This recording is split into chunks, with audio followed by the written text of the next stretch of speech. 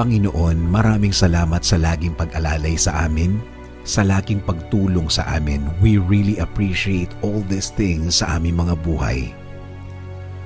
Ngayon po, Panginoon, alam po namin na lagi po kayong nakabantay sa amin, na lagi po kayong handang magbigay ng suporta sa amin, at lahat ng ito'y ipinagpapasalamat po namin sa inyo. Aaminin po namin sa inyo, Panginoon, na hanggang ngayon ay kailangan namin ng tulong nyo, na sa panahon ngayon, feeling po namin na mas bumibigat ang mga problemang dumadating sa aming mga buhay. At inaamin po namin din, Panginoon, na minsan kami ay naghihina at feeling po namin, Lord, na paggrabe na ng paggrabe ang aming sitwasyon ngayon, na alam din namin na masama din ang epekto sa aming pamilya. Pero Lord, as always, the more na namumroblema kami, the more na mas lalakasan at mas patitibayin namin ang aming faith, na mas maniniwala kami na hindi kami nag-iisa sa mundong ito.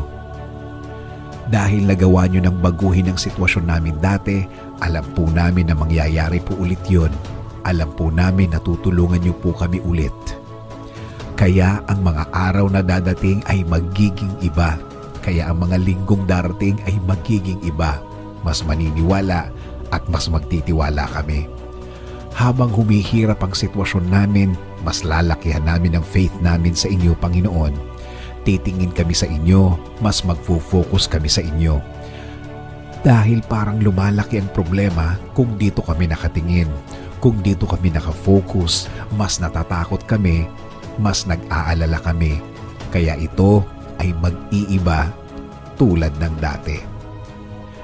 Dahil alam namin, Lord, that we can trust your love, we can trust your blessings, and we can trust your faithfulness, and we know that your presence in our lives is more than enough.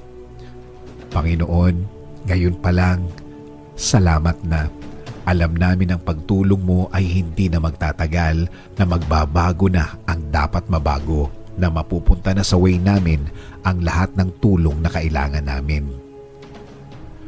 Panginoon, tulungan mo rin ang aming bayan.